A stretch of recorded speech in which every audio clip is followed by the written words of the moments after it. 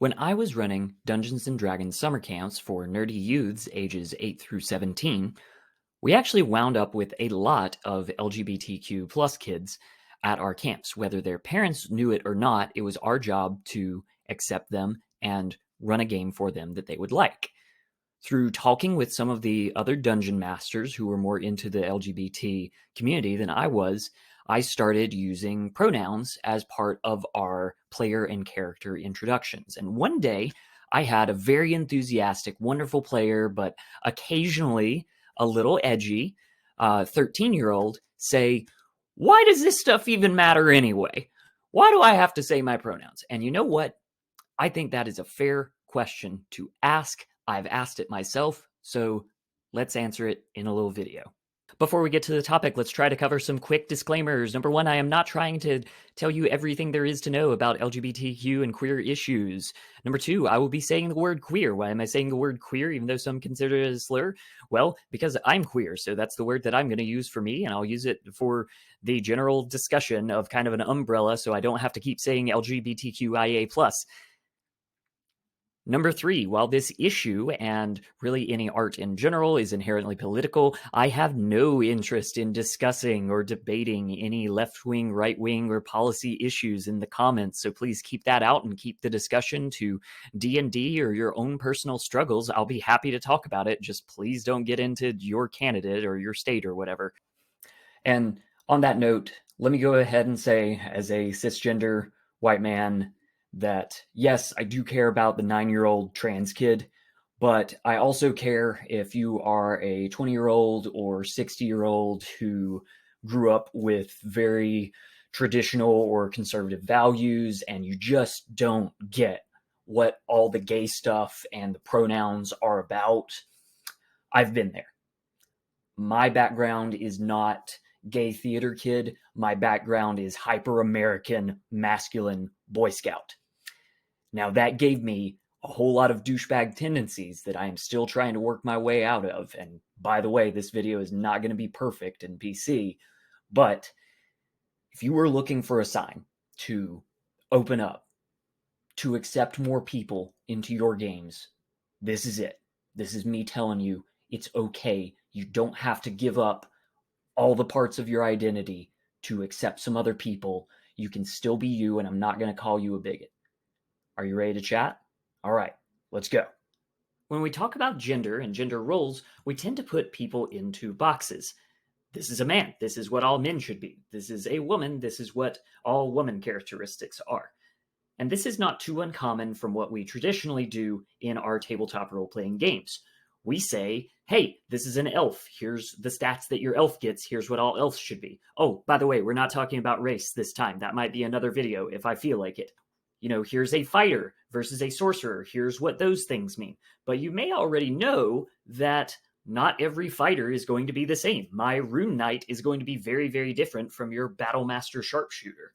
But what does Dungeons & Dragons, which, let's face it, is the foundation of all the other various, maybe better, tabletop role-playing games we play today, what does Dungeons & Dragons say specifically about gender? History time!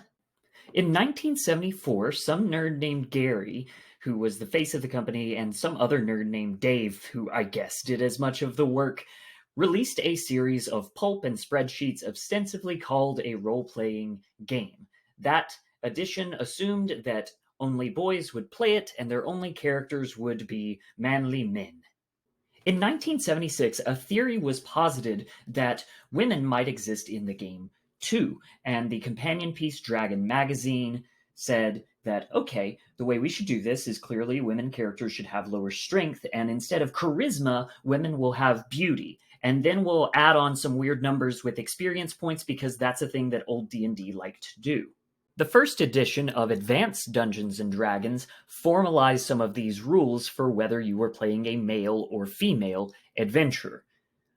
By the second edition of Advanced Dungeons & Dragons in 1989, these rules were gone. It made no mechanical difference what gender your adventurer was. However, the book did catch some flack for not only doing, but defending its use of only the he pronoun for its dungeon masters.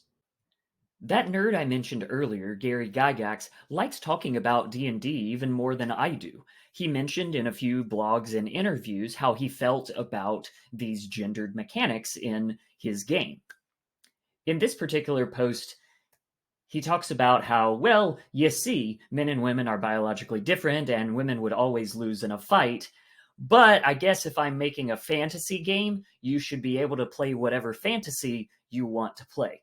I'm a little disappointed, but I am going to go ahead and give Gary a not as big a jerk as you could have been award. Modern editions of the game do not include any mechanics based on the character's gender, and there's a whole lot of use as the dungeon master, he or she. Well, God, if only there were a singular pronoun we could use for that, but there's not. Moving on, let's talk about D&D 5th edition because it has some very specific things to say about your character's sex. You can play a male or female character without gaining any special benefits or hindrances. Think about how your character does or does not conform to the broader culture's expectations of sex, gender, and sexual behavior. For example, a male drow cleric defies the traditional gender divisions of drow society, which could be a reason for your character to leave that society and come to the surface. You don't need to be confined to binary notions of sex and gender. The elf god Corellon Larathian is often seen as androgynous, for example, and some elves in the multiverse are made in Corellon's image. You could also play a female character who presents herself as a man, or a man who feels trapped in a female body, or a bearded female dwarf who hates being mistaken for a man. Likewise, your character's sexual orientation is for you to decide. Wow! What an open expression of gender that is still not perfect, but does gather across into the game and enables us to have the rainbow coterie of happy friends that we see in shows like Critical Role. My own first exposure to a transgender identity actually came about in 2014 when I was playing in Pathfinder Society.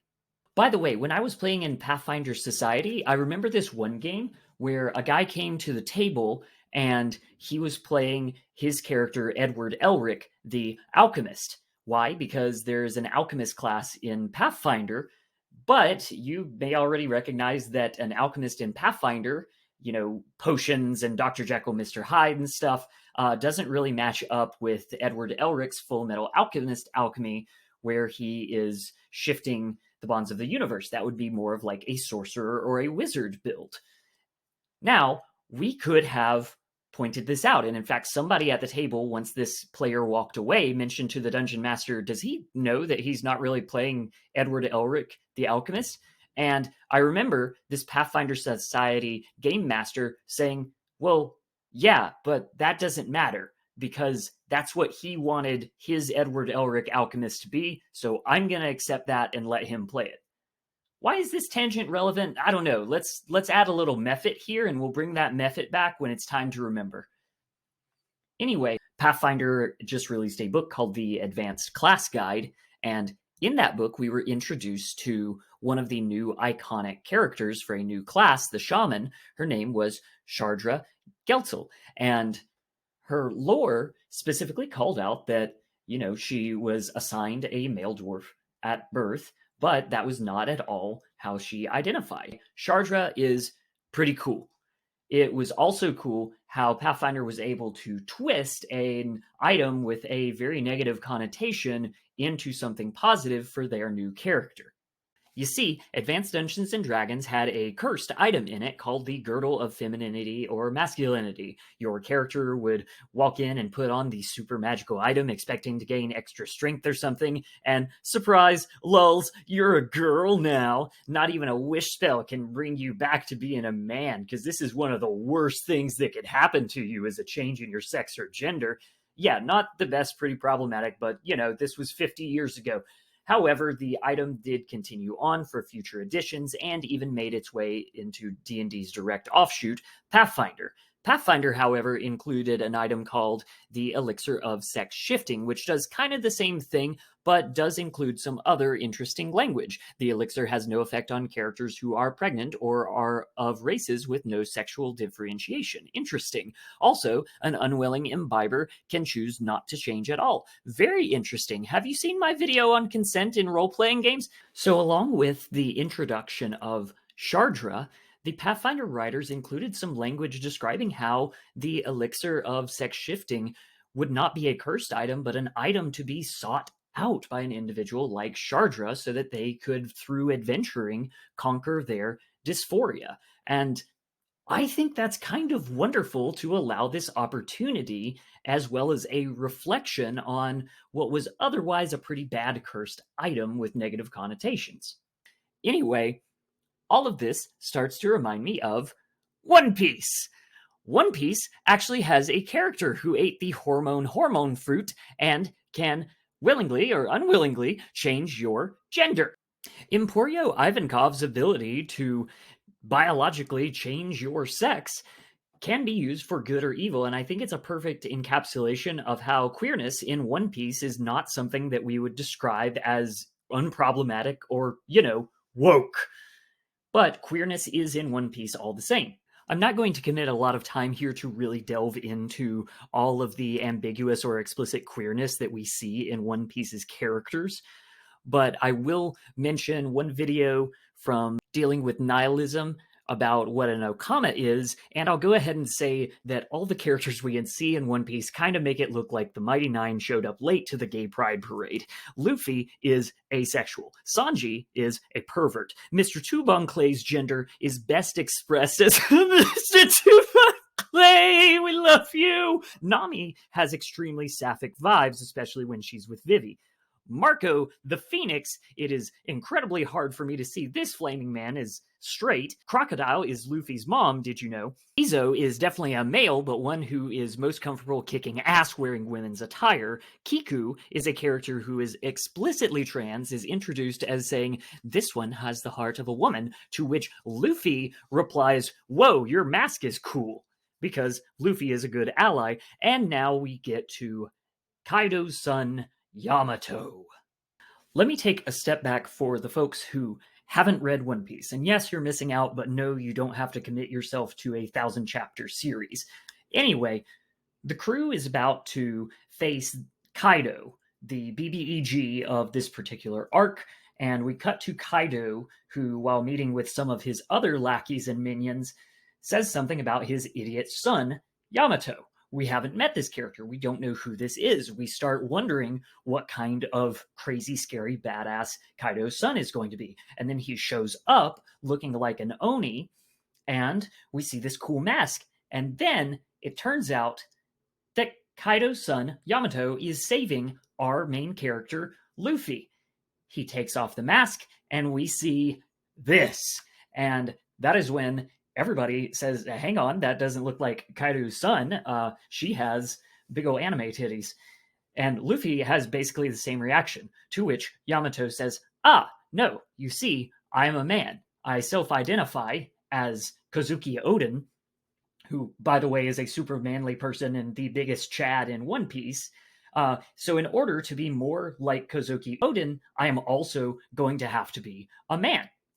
Okay, very interesting. We also see that this is not, an explicit, simple version of what we in the West would classify as trans. It is still a very interesting and unique form of self-expression that would fall under the transgender umbrella. Pretty neat little story, right? Well, it's not so simple. And if you read One Piece and came here for that, you already know, because if you were an active reader between 2019 and 2022, when Yamato was in the chapters, there was a lot of discourse. No one could really agree on how Yamato presented, and it was for a lot of good reason, I think. Although not every argument was coming from a place of good faith, certainly there were issues with translation. There was a difference between what we were seeing of Yamato through the eyes of the characters in the story and the way they were being referred to in outside publications. One that came out, the Viver cards, seem to refer to Yamato using she, her pronouns, but that doesn't seem to be the end of it, even when it was declared the end of it, because at the end of every little arc, every adventure book, the One Piece party likes to, instead of going to a tavern, they go to a bathhouse, and we split up, and we have the girls in the bathhouse scene and the boys in the bathhouse scene, and that's when Kiku is in the bathhouse with the girls, and Yamato is in the bathhouse with the boys. You would think, if anything, this would be the author waving a flag saying this is what the gender of these characters are, but no, it's still not that simple. So where does that leave us? What should we say? Not even prominent One Piece YouTubers agree on how to refer to Yamato, and everyone uses something different. So I am not prominent. I am barely even a YouTuber. I am an amateur, but here's my answer, and here's how it gets us back to D&D and other tabletop role-playing games. Oh, look! You remember our Mephit friend? He's back here to remind us about the story with the Pathfinder player playing Edward Elric, the alchemist. We could have stepped in and said, no, that's not what your alchemist should be just because the words are the same. You should actually be like this. Instead, we took the game master's cue and we accepted that that is what the player brought to the table. And that is exactly what you can do for Yamato. Luffy respects Yamato's pronouns. We regularly see Luffy refer to Yamato as Yama-O, or my favorite, Yama-Bro. Yamato's race, class, devil fruit, abilities all matter more than his gender to Luffy. All we have to do is accept it and move on rather than try to be right about someone else. My advice here is, instead of asking, how can I be right about someone else's identity, instead ask yourself, how can I respond to this person's identity and accept it? If this is difficult for you, sure, that's valid. It's valid to believe that this is a hard thing to wrap your mind around. But if you want to be better, like I have tried to be better over the last decade, you have to try. Maybe use tabletop role-playing games as a practice space. What do I mean by that? Well, in my professional game mastering career, it wasn't just kids coming to the table with interesting identities. We did have trans adults, and I remember one adult in particular was a very timid man. Not to say that's a bad thing at all, but this person was sweet and kind and had a hard time sticking up for himself.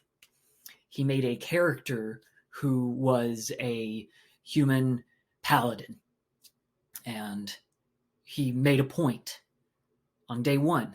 My character is a man. And I noticed that he said that with more conviction and more assertion than he would say about his own identity, which people frequently got wrong. But what I noticed is we continued playing, and more people came to the table, and one guy was an older gentleman who was a little bit abrasive, not necessarily a bad dude, not at all actually, cool guy, but he was definitely the Pierce of the group, if we're talking community. And he could not get the pronouns right. And early on, I don't think he was trying, but I saw that this trans player, through their character, was able to say, my character's name is Sir such and such. And gradually, the old guy, Piers, he started respecting the character's pronouns, the paladin's pronouns.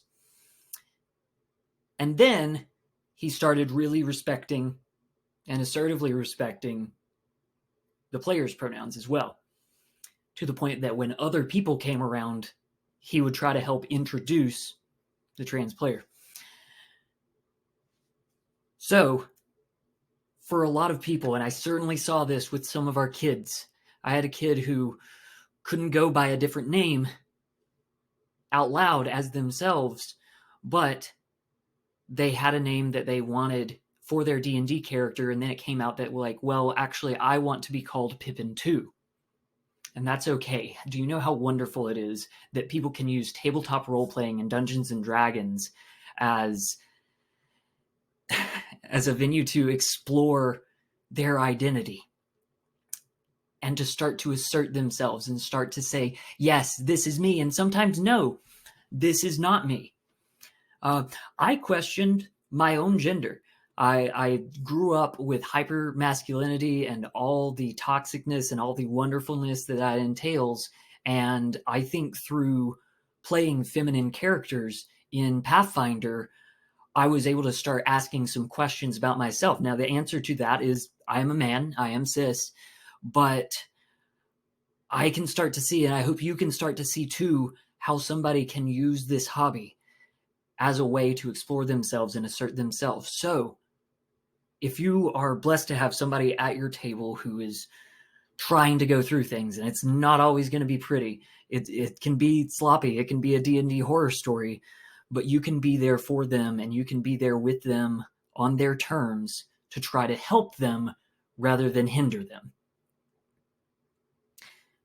And that's the part that's not hard. It takes zero effort to not be a dick. If someone tells you how they want to be referred to, accept it. Go with it. It is so much easier than trying to argue about it and make your life a debate, particularly when it comes to telling other people what they should be and how they should refer to themselves. So, what can you do? Start including pronouns as part of table introductions. It's super easy to go around and say, hey, everybody, welcome to the game. My name is Jackson. I use he, him pronouns. Let's keep it going. Introduce yourself, please. And do the same thing for characters. When you're introducing your dwarf and describing exactly how their beard is braided, you can also slip in, oh, hey, by the way, it's he, they pronouns. It's easy. Once someone tells you what their pronouns are for their character or for themselves, just go ahead and use them. If you screw up, move past it and get it right next time. Number 2, maybe have some trans NPCs in your world. And not just trans, but, you can have intersex, you can have non-binary. There's all kinds of different identities out there. Now, make sure that you don't make their character trait just that they're trans, and don't make all trans characters the same. These can be any kind of character. You can go ahead and give them personality traits, ideals, bonds, flaws, just like you would any of your other characters that you're writing. And yeah, they can even be the bad guys. They can be awful people. You can just respect their pronouns while they're being awful people. Number 3, be a little more open to new kinds of people at your table. And if someone says, oh, it's she actually, it takes zero effort to say, okay, and have fun with the game, with your mutual hobby. And you know what? Maybe you'll find you have more in common than you have different. By the way, let's add in a number 4. A lot of us play in home games or in online rooms that we met from people over Discord or something. But if you are publicly playing at a little game store like I was with Pathfinder Society, you need to accept that anyone can show up.